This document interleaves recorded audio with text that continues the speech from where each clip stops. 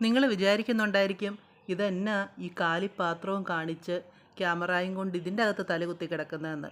ശരിക്കും പറഞ്ഞാൽ കൺഫ്യൂഷനിലാണേ. ഈ രണ്ട് പാത്രത്തിൻ്റെ അകത്ത് ഒരു പ്രത്യേക കാര്യം ചെയ്യാനായിട്ടാണ്. അപ്പം എന്നും നമ്മൾ ഈ വീട്ടമ്മമാർ പൊതിയൊക്കെ കെട്ടി നമുക്ക് ഒരുപാട് വീഡിയോസും കാണാമല്ലോ. Lunch box preparation for the kid, for my husband എന്നൊക്കെ പറഞ്ഞു. അപ്പം എന്നും നമ്മൾ അങ്ങനെയാണല്ലോ ചെയ്യുന്നത്. ഞാനും അങ്ങനെ തന്നെയാണ് ചെയ്യുന്നത്. വീട്ടമ്മയായിട്ട് ഒതുങ്ങി കൂടിയപ്പോൾ തൊട്ട് ഞാൻ ഭർത്താവിനും കൊച്ചിനുമാണ് മിക്കപ്പോഴും എന്നല്ല എപ്പോഴും പൊതി കെട്ടി കൊടുത്തു വിടാറുള്ളത്. അപ്പോൾ ഇന്ന് ഈ കറികളൊക്കെ വെച്ചപ്പം, അപ്പോൾ കറികൾ നിങ്ങൾ കണ്ടല്ലോ അല്ലേ. ഇത് നാരങ്ങാച്ചാറാണ്. നാരങ്ങയും ഡേറ്റ്സും കൂടി ഇട്ട അച്ചാർ ഞാൻ തന്നെ ഉണ്ടാക്കിയതാണ്. പിന്നെ ചീര തോരനുണ്ടായിരുന്നു, നല്ല പുളിശ്ശേരി ഉണ്ടായിരുന്നു, കിഴങ്ങ് മെഴുക്ക് വരട്ടി ഉണ്ടായിരുന്നു, നല്ല ഇന്നലത്തെ മീൻകറി ഉണ്ടായിരുന്നു. അപ്പോൾ ഈ കിഴങ്ങ് മെഴുക്ക് വരട്ടിയാണ് സത്യം പറഞ്ഞാൽ എന്നെ അങ്ങോട്ട് ഈ പൊതി കെട്ടാനായിട്ടുള്ള ആ ഒരു ഇൻസ്പിരേഷൻ. ഇന്ന് ഞാൻ നല്ല ഈ ചെറിയുള്ളിയൊക്കെ ഇടിച്ച് നമ്മുടെ വറ്റൽമുളകൊക്കെ കുത്തിപ്പൊടിച്ച് അതൊക്കെ ഇട്ടിട്ടാണ് ഈ കിഴങ്ങ് മെഴുക്ക് വരട്ടി ഉണ്ടാക്കിയത്. ആ മണം മൂക്കി തട്ടിയപ്പം എനിക്ക് പെട്ടെന്നൊരാഗ്രഹം, എനിക്കും ഇന്ന് ടിഫിൻ ബോക്സിൽ കഴിക്കണമെന്ന്. അപ്പം ഞാൻ നോക്കിയപ്പോൾ രണ്ടെണ്ണം ഉണ്ട്. ഒന്ന് പരന്നതും ഒന്ന് നമ്മുടെ സാധാ ടിഫിനും. അപ്പോൾ ഈ പരന്നത് എൻ്റെ കൈക്കൊരിത്തിരി വലിപ്പമുള്ളതുകൊണ്ട് എനിക്ക് ആ വട്ടത്തിലുള്ള ടിഫിൻ്റെ അകത്ത് കഴിക്കാൻ ഒരിത്തിരി ബുദ്ധിമുട്ടായിരിക്കും ക്യാമറയൊക്കെ വെച്ചോണ്ട്. മറ്റേതായിരിക്കും കുറച്ചുകൂടെ സ്പേഷ്യസ്. അങ്ങനെ ഞാൻ വിചാരിച്ചു എന്നാൽ പിന്നെ രണ്ടിലും ആകട്ടെ, ഒന്നിൽ ഉച്ചയ്ക്ക് കഴിക്കാം, ഒന്നിൽ വൈകിട്ട് കഴിക്കാം. അങ്ങനെ ഞാൻ 2 ടിഫിനും എടുത്ത് വെച്ചു. എന്നിട്ട് നല്ല ചോറൊക്കെ ഇട്ടു, നല്ല ആവശ്യത്തിന് ചോറിട്ടു കേട്ടോ. പിന്നെ നമ്മുടെ കറികളൊക്കെ 1 by 1 ആയിട്ട് അതിൻ്റെ അകത്തോട്ട് നിരത്തി. അപ്പം നിങ്ങൾ എൻ്റെ കയ്യിൽ അവിടെ ആ സമയത്ത് അവൈലബിൾ ആയിരുന്ന എല്ലാ കറികളും ഞാൻ ഇട്ടിട്ടുണ്ട് കേട്ടോ. അപ്പം ഈ സ്റ്റീലിൻ്റെ ടിഫിനിൻ്റെ അകത്ത് ഇടുമ്പം ഒരു ചെറിയ ട്വിസ്റ്റ് ഉണ്ട്. മറ്റേതിൻ്റെ അകത്ത് എല്ലാം കൂടെ നിരത്തിയായിട്ടേക്കുന്നത്. മറ്റേത് ആക്ച്വലി ആ ബ്ലാക്ക് കളറിലത് ഏതോ പാഴ്സൽ മേടിച്ചപ്പോൾ കിട്ടിയതാണ്, പ്രോപ്പർ ടിഫിൻ ബോക്സ് ഒന്നും അല്ല. പിന്നെ എന്താ പറയുന്നത്, കൈ കിട്ടിയത്. നമ്മുടെ ഉദ്ദേശം എന്താണ്, ഇന്ന് ടിഫിന് കഴിക്കുക എന്നുള്ളതാണ്. അപ്പം അതങ്ങ് നടക്കട്ടെ എന്ന് വെച്ചു. കൈ കിട്ടിയതാട്ടെ.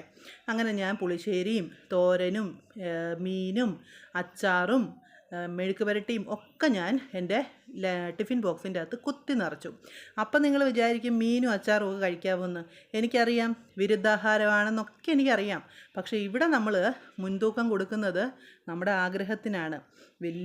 നമ്മൾ ഇതൊക്കെ തന്നെയല്ലേ എപ്പോഴും കഴിക്കുന്നത്. അപ്പം വലിയ പ്രശ്നമില്ല, ഇന്ന് ഒരു ആഗ്രഹം നടക്കട്ടെ, വിരുദ്ധാഹാരത്തിൻ്റെ കാര്യം അങ്ങോട്ട് മാറ്റി വെച്ചേക്കാം. അങ്ങനെ ഞാൻ മോരൊക്കെ കോരി അങ്ങ് ഒഴിച്ചു. മോരും പാത്രം വേണമെങ്കിൽ വേറെ നമുക്ക് എടുക്കാം കേട്ടോ. നമ്മൾ സ്കൂളിലൊക്കെ അങ്ങനെയാണല്ലോ കൊണ്ടുപോയിക്കൊണ്ടിരുന്നത്. ഇനിയും ആ പാത്രവും എൻ്റെ നൊസ്റ്റു കഴിയുമ്പോൾ ഞാൻ തന്നെ കഴുകണ്ടേ. അതുകൊണ്ട് ഞാൻ ഇതിൻ്റെ അകത്തോട്ട് അങ്ങ് ഒഴിച്ചു. പിന്നെ ഈ മോരിന് അതിങ്ങനെ ഒത്തിരി അങ്ങ് ലൂസായിട്ടുള്ളതല്ല, ഇച്ചിരി കട്ടിയുണ്ട്, അതുകൊണ്ട് ഒഴുകി നടക്കത്തില്ല. അതുകൊണ്ട് ഞാൻ ഒഴിച്ചു. അത് മാത്രമല്ല, ഈ വോയിസ് ഓവറും വീഡിയോയൊക്കെ കഴിയുമ്പം ഞാൻ തന്നെ ചാടി ഇതെടുത്ത് കഴിക്കുമല്ലോ.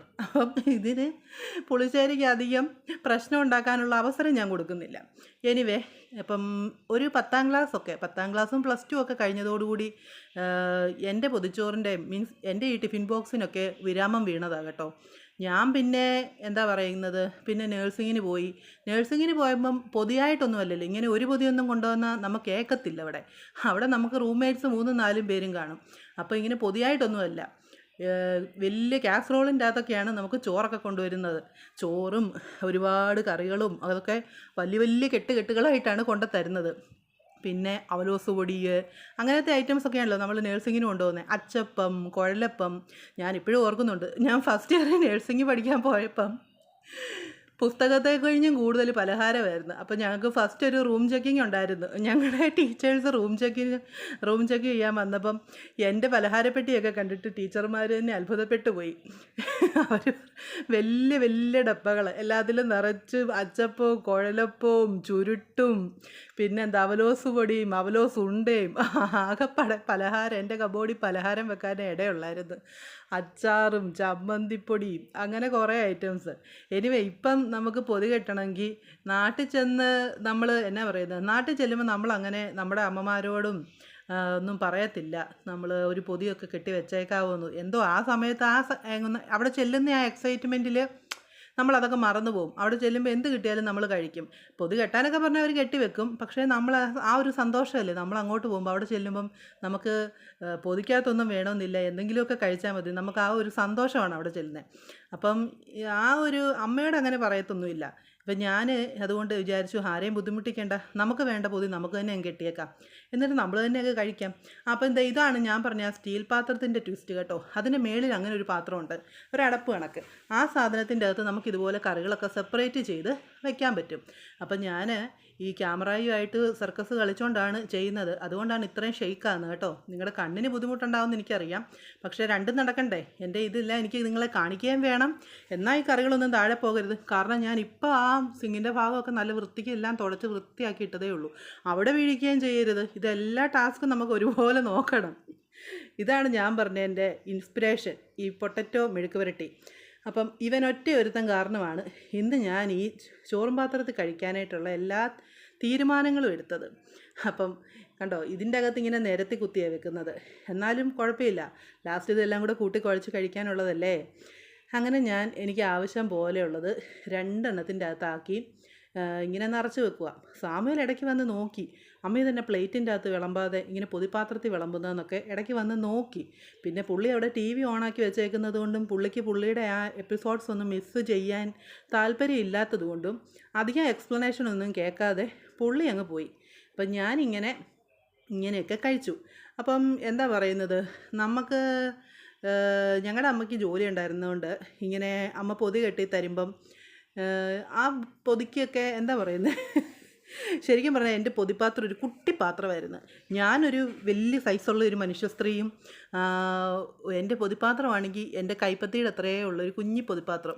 അതിൻ്റെ അകത്ത് എന്നാലും ആ ഉച്ചയാകുമ്പം അതൊക്കെ എല്ലാ കറികളൊക്കെ കൂട്ടി കുഴച്ച് കഴിച്ച് ആ പൊതിപ്പാത്രം ഞാൻ വടിച്ച് വെക്കുമായിരുന്നു. പക്ഷേ ഞാൻ മാത്രമല്ല കേട്ടോ അതിൻ്റെ അകത്ത് കഴിക്കുന്നത്, എല്ലാവർക്കും അതേ അനുഭവമല്ലേ.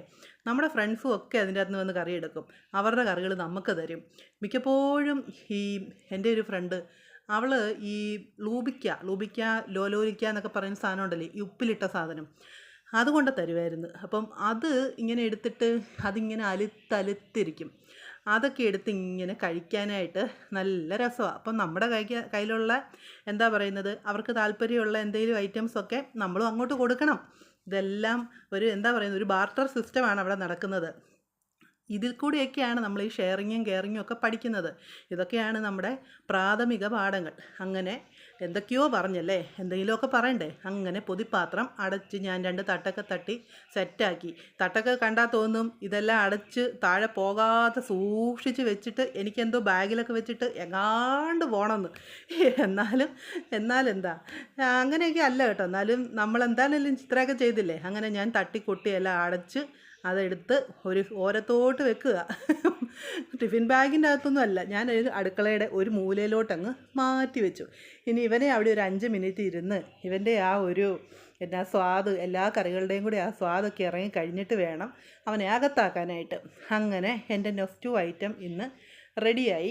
അപ്പം ഞാൻ വിചാരിച്ചു സ്റ്റീൽ പാത്രത്തിലിരിക്കുന്നവൻ, കാരണം ഞാൻ പറഞ്ഞില്ലേ ഈ ക്യാമറയും എൻ്റെ കൈയും കൂടെ അതിൻ്റെ അകത്ത് ഇടാനായിട്ട് ഒരു വലിയ പാടാണ്. അപ്പം അതുകൊണ്ട് ഞാൻ ഇവനെ എടുത്ത്, ഇവനാകുമ്പോൾ ഇച്ചിരി സ്പേസ് ഉണ്ടല്ലോ, എനിക്ക് കൈ ഇട്ട് ഈ ക്യാമറയുമായിട്ട് ഒന്ന് മനസ്സിലായല്ലോ നിങ്ങൾക്ക്, താഴെ പോകാതല്ലേ ഞാൻ എടുക്കുന്നതെല്ലാം താഴെ പോവും. അപ്പം എങ്ങനെ റെഡിയായിട്ട് എന്നെ കഴിക്കൂ എന്നും പറഞ്ഞ് എൻ്റെ പൊതി റെഡിയായിട്ടിരിക്കുക. അപ്പം ഞാൻ മീനൊക്കെ എടുത്ത് സൈഡിലോട്ട് വെച്ച് ഇങ്ങനെ നല്ല കുഴച്ച് കഴിക്കണം എന്ന് എനിക്ക് വായി വെക്കണം എന്ന് അതിയായ ആഗ്രഹമുണ്ട്. പക്ഷേ ക്യാമറ കാരണം അടുക്കളയിലെ ലൈറ്റിന് ഒരു ചെറിയ പ്രോബ്ലം ഉള്ളത് കൊണ്ടും എനിക്ക് ഇത് എന്ത് ചെയ്താലും ഇതെൻ്റെ വായിലേക്ക് വെക്കാൻ പറ്റുന്നില്ല. അങ്ങനെ ഞാൻ ആകെപ്പാടെ ഇട്ട് ഉരുട്ടിക്കൊണ്ടിരിക്കുക. പിന്നെ അതെടുത്ത് താഴെ ഇട്ടു. പിന്നെ ഞാൻ മറ്റേ കറി എടുത്ത് ഉരുട്ടാൻ നോക്കി. ഇത് നടക്കുകയല്ല. ഈ ക്യാമറയും കൊണ്ട് ഞാനിന്ന് എൻ്റെ നൊസ്റ്റു അടിച്ച് എൻ്റെ ആഗ്രഹം നോക്കിയാൽ നടക്കത്തില്ല. പിന്നെ ഞാൻ കുറേ തവണ ശ്രമിച്ചു കേട്ടോ, ഉരുട്ടാനും മറയ്ക്കാനും ഒക്കെ ഞാൻ കുറേ തവണ നോക്കി. പിന്നെ നിങ്ങളെ കൊതിപ്പിക്കുന്ന ആ സൗണ്ടൊക്കെ കേൾപ്പിക്കാനൊക്കെ, മറ്റേ നമ്മുടെ ചോറ് കുഴയ്ക്കുമ്പോഴുള്ള സൗണ്ട്, അതും പറ്റുന്നില്ലായിരുന്നു. കാരണം എന്നിട്ട് സാമുവേലവിടെ ഹൈ കൊളുത്തി ടി വി വെച്ചേക്കുക. അപ്പോൾ അത് നടക്കത്തില്ല. പിന്നെ ഞാൻ എൻ്റെ കൈ ക്യാമറയുടെ മേളിൽ കൂടെ വെട്ടിച്ചൊക്കെ എടുത്ത് ഒരു ഭാഗത്താക്കി. എന്തൊരു സന്തോഷം. നമ്മുടെ ഒരു ചെറിയ ആഗ്രഹമാണെങ്കിലും അത് നിവർത്തിച്ച് കഴിഞ്ഞപ്പം എന്തൊരു സന്തോഷം. അങ്ങനെ ഞാൻ പിന്നെയും ഷോ കാണിക്കാനായിട്ട് ക്യാമറയുടെ മുന്നിൽ വന്നിട്ട് പ്ലേറ്റ് പൊക്കി പിടിച്ചുകൊണ്ട് അഭ്യാസം കാണിക്കുക. പിന്നെ ഇത് വോയിസ് ഓവർ കൊടുത്തപ്പോഴേ എനിക്ക് മനസ്സിലായത് നിങ്ങൾക്ക് അതിൻ്റെ അകത്ത് ഒരു വഹ കാണാൻ മേലായിരുന്നെന്ന്. പ്ലേറ്റിൻ്റെ അടിയിലത്തെ ബ്ലാക്ക് മാത്രമേ കാണത്തുള്ളൂ എന്ന്. അപ്പം പിന്നെ ഞാൻ എന്നെ എടുത്തു, എന്നാൽ ഇച്ചിരി വിശാലമായിക്കോട്ടെ എന്നും കണ്ട് ഞാൻ ബെഡ്റൂമിൽ അവിടെ ഇച്ചിരി ലൈറ്റൊക്കെയാണ്, അവിടെ വന്നിരുന്ന് കഴിച്ചു. പിന്നെ നമ്മുടെ നൊസ്റ്റു കഴിഞ്ഞപ്പം നമ്മൾ വർഷങ്ങളായിട്ട് ഉണ്ടാക്കിയെടുത്ത ഒരു അഴുക്ക് സ്വഭാവം ഉണ്ടല്ലോ, എന്തേലും മധുരം ഉടനെ വിഴുങ്ങുക എന്നുള്ളത്. അതിന് വേണ്ടിയിട്ട് നെസ്റ്റോയിൽ നിന്ന് മേടിച്ച കുറച്ച് ചോക്ലേറ്റും ഒരു ഗുവ ജ്യൂസും ഉണ്ടായിരുന്നു. അതും കൂടെ എടുത്ത് കുടിച്ചും കഴിച്ചും ഒക്കെ കഴിഞ്ഞപ്പോഴാണ് ഒരു ആക്രാന്തവും പരവേശവും ഒക്കെ ഒന്ന് തീർന്നത്. അങ്ങനെ ഇന്നത്തെ ഈ ചെറിയ ആഗ്രഹം നിവർത്തിച്ച് കഴിഞ്ഞപ്പം ഭയങ്കര സന്തോഷം. ഇത് മുഴുവനും ഞാൻ മൊത്തം കഴിച്ചില്ല കേട്ടോ. ഞാൻ ഇതിൻ്റെ അകത്ത് നീ ഒരു മുട്ടായിയേ കഴിച്ചുള്ളൂ. ഇത് നെസ്റ്റോയിൽ നിന്ന് മേടിച്ചതാണ്. ഒരു ചാക്ക് മുട്ടായി ഉണ്ട്, ഓൾമോസ്റ്റ് 1 കിലോയോളം ഉണ്ട്. അത് കുഴപ്പമില്ല, നല്ലതാണ്, അത്രയേ ഉള്ളൂ. അപ്പോൾ ഇത്രയൊക്കെ ഉള്ളൂ. Thank you, by.